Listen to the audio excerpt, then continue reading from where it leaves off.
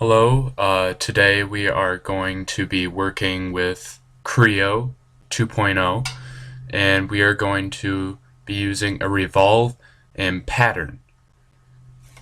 Now, if we start a new part, let's just keep it part 1, keep it simple.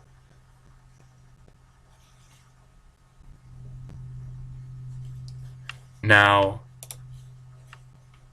you can set your datums to show front, top, right. I find that useful. Now, we're going to click Revolve, and it's going to want you to select one of these planes.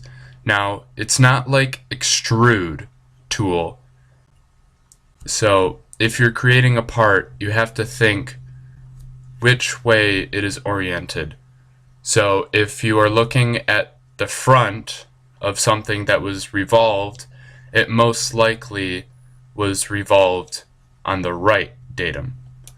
So most of the time you will start on the right datum with a revolve if we orient. Now let's just I don't know, let's make a rectangle, add a line, doesn't matter what the dimensions are. Make sure it's closed, and don't forget your center line. This is where it's going to revolve over, and you want it on this axis because it's going to revolve this way around. So click OK, and there you go, it revolved. So click OK. Now let's say you want several holes. Let's say you want 3 and all evenly spaced between each other. So you don't have to use the hole tool for this unless you're using counterbore, countersink. Click on the surface that you're going to be using. Make sure to use reference lines, they are your best friend. You can make a construction line if you wish, and that is a line, not a circle. About there, doesn't matter. About the diameter radius. Now make a normal circle.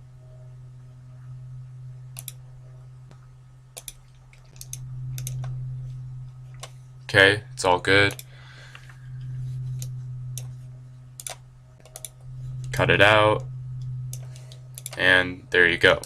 Now what we want is a hole here, and a hole here, and we want them evenly spaced. So with this extrude one selected, select pattern,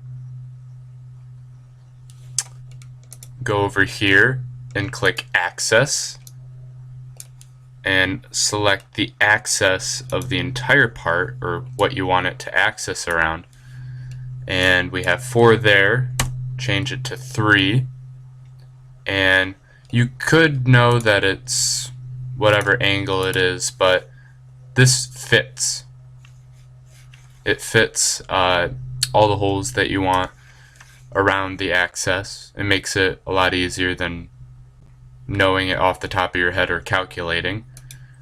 And click that, and there you go. So that was the revolve and the pattern tool. The pattern tool you can use on different occasions, or not at different occasions, but different ways.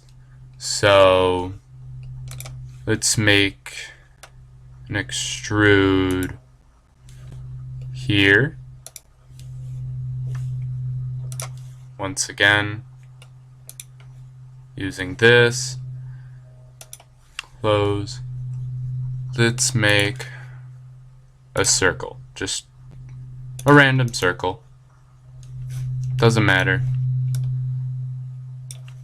Yeah. So you have that, and now if we use the pattern tool,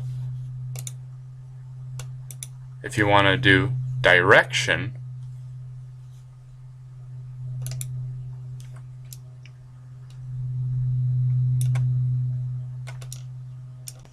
well, you probably should have it on somewhere else, but you can have it out here, and it creates an exact pattern of this in whichever direction you chose.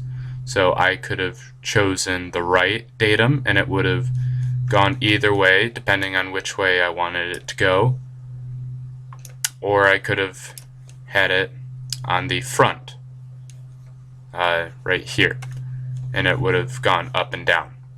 So that's basically mostly what you need to know. Another helpful thing is the mirror tool.